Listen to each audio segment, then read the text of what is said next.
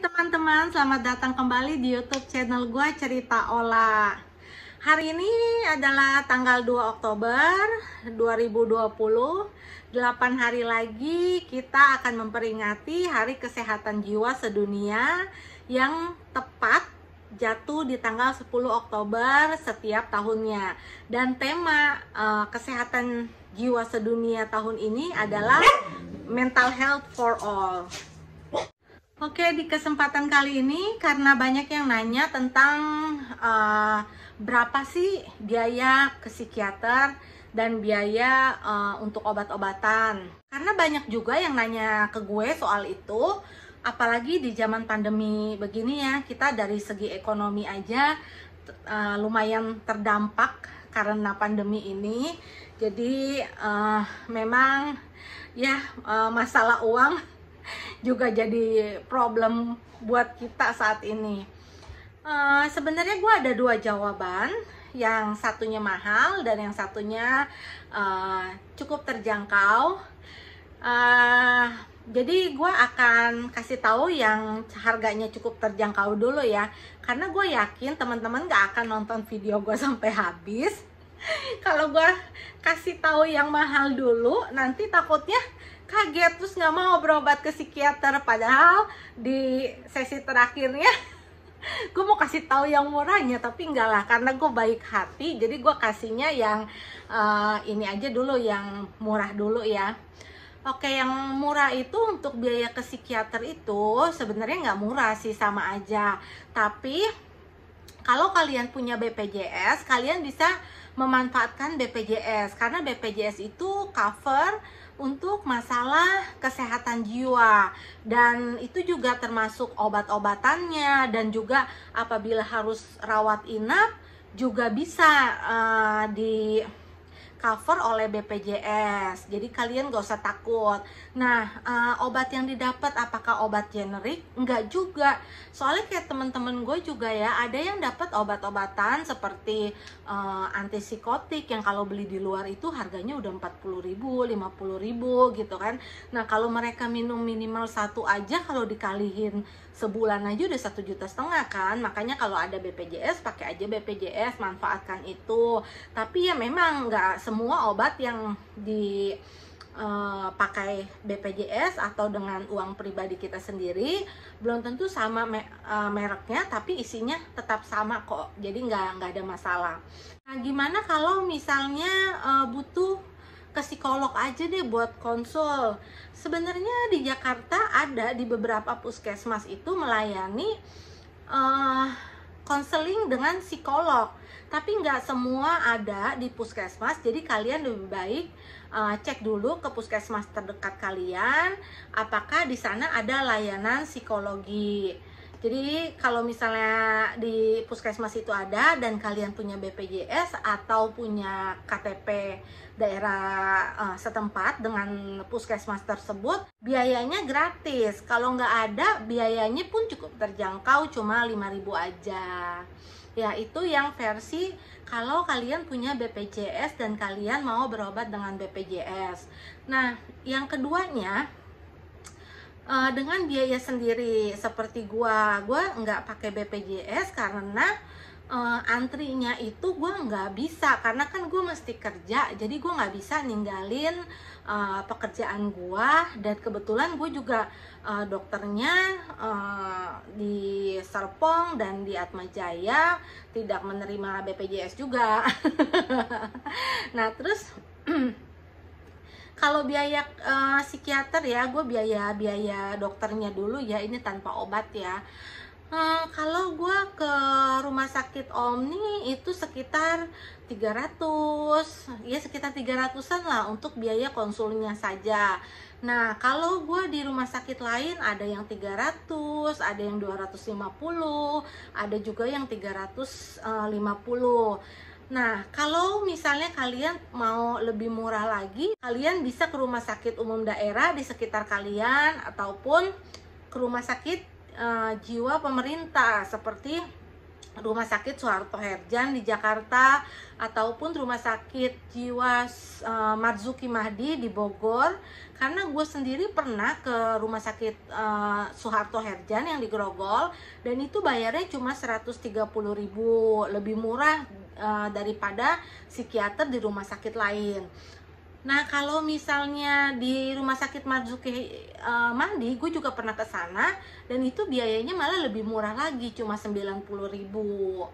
Nah, kalau obat-obatan, sebenarnya obat-obatan itu tergantung sama diagnosis kalian. Apakah kalian membutuhkan obat ataukah tidak, ataukah memang membutuhkan obat yang lebih sedikit aja gitu. Jadi itu beda-beda, nggak bisa dipukul rata.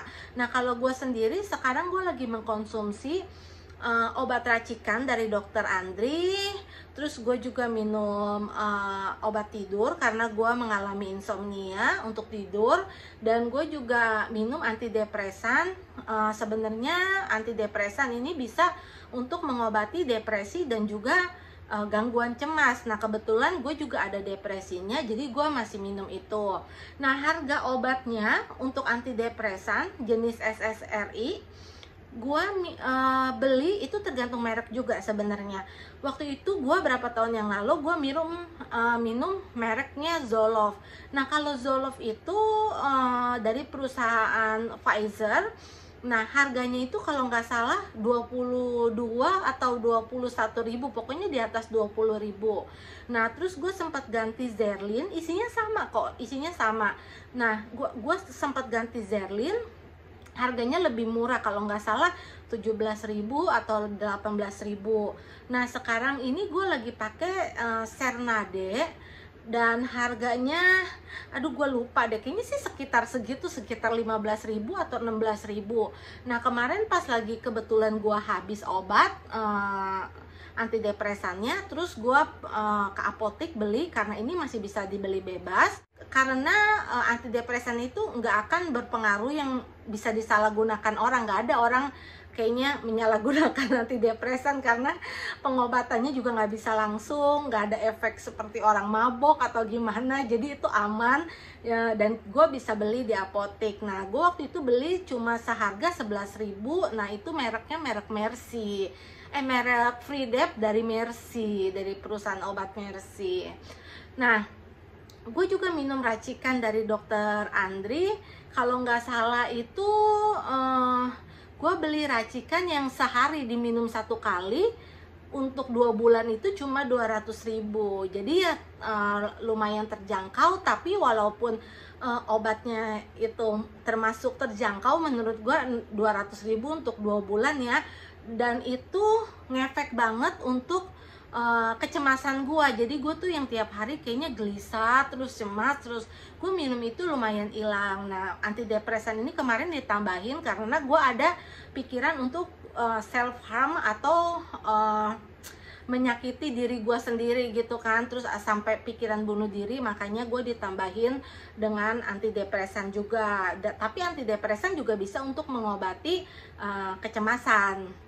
Jadi ya gitu. Kalau nggak, kalian juga ngomong sama dokternya, bisa nggak dok dikasih obat yang lebih murah. Ngomong aja ke dokternya. Kalau misalnya memang kita berasa terlalu mahal, kita ngomong sama dokternya. Dokter biasa juga bisa kasih pilihan atau minta obat generik, isinya sama aja kok, fungsinya juga sama.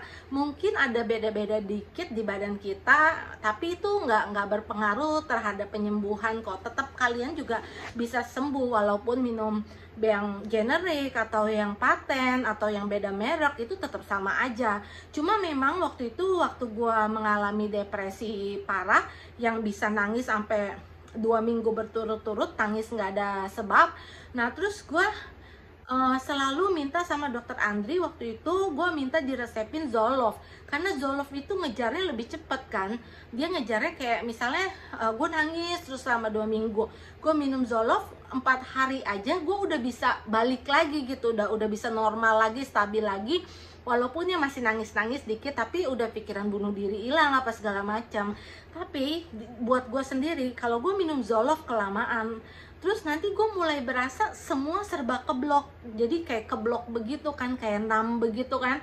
Nah terus akhirnya gue konsultasiin lagi ke dokter Andri, dok kenapa sih sekarang jadi numb gitu ya, saya mau sedih mau apa kayak di blok gitu, kayak berasa banget deh di blok gitu kan. Nah terus akhirnya gue minta ganti obat sama dokter Andri. Waktu itu gue minum Zoloft. Zoloft adalah SSRI yang paling mahal saat itu kan.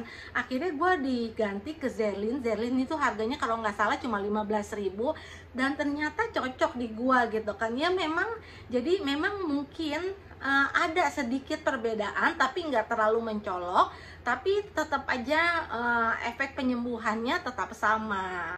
Jangan kalian tuh suujon sama psikiater ya. Jangan suka bilang psikiater mah maunya kasih obat terus. Enggak juga loh. Gue ketemu 2 psikiater, dokter Andri dan dokter Mahaputra.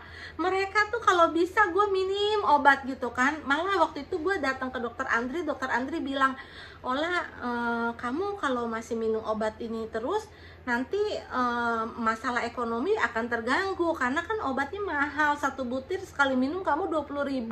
Akhirnya dokter Andri bilang, kamu saya ganti obat lain deh, kata dokter Andri kayak gitu kan. Nah waktu itu untuk depresinya, nah waktu itu gue diganti sama amitriptilin. Nah itu harganya murah banget, gue juga kaget banget. 1 butir itu kalau nggak salah harganya 50 perak doang ya kalau nggak salah. 50 perak apa 100 perak gitu kan, itu kan nggak ada harga banget kan. Nah pas gue minum tapi ngantuknya 1 harian gitu kan, gue nggak bisa kerja. Jadi gue pikir, aduh nggak ada dok, saya nggak mau minum itu lagi walau murah, soalnya nggak bisa kerja kan, jadinya kita tidur terus bisa 24 jam ngantuk.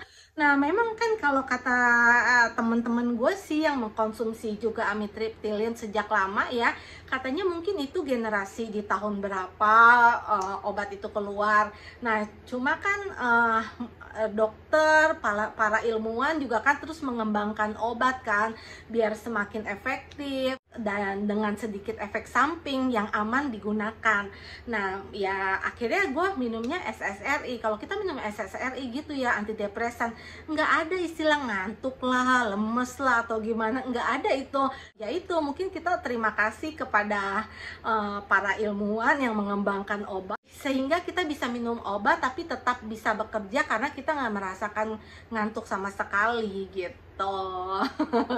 Makanya obat-obatan yang terbaru kan memang pasti lebih mahal dibandingkan amitriptilin yang harganya cuma berapa puluh perak gitu kan. Jadi ya gitu aja informasi dari gua ya. Kalau kalian punya BPJS, lebih baik gunakan BPJS. Nunggu-nunggu dikit nggak apa-apalah, yang penting nggak keluar duit kan. Atau kalian mau lebih nyaman ya mungkin kalian berobat sendiri ke rumah sakit swasta dengan biaya sekitar 250.000 sampai mungkin 400 atau 500.000 untuk dokternya aja. Dan untuk biaya obatnya gue juga nggak bisa ngomong nih. Kalau biaya obat mungkin paling minim 200.000 bisa sampai 1 juta rupiah untuk 1 bulan. Nah kalian kalau misalnya minum obat juga ya, jangan kalian putus-putus di tengah jalan. Mau nggak ya udah nggak usah minum, mau ya baru minum gitu kan. Nggak bisa begitu, pengobatan psikiatri itu mesti rutin diminum. Nah pengobatan psikiatri juga memang harus sabar. Jadi kalian tuh nggak bisa yang kayak minum bodrek sakit kepala langsung hilang gitu, nggak bisa kayak gitu. Jadi memang minimal itu pengobatan itu rata-rata minimal 2 bulan lah baru kelihatan hasilnya. Makanya kalau kalian ditunda-tunda atau kalian minumnya kadang mau kadang enggak rutin begitu, nanti pengobatannya kalau dihitung-hitung makin mahal, sembuh kagak, keluar duit makin banyak.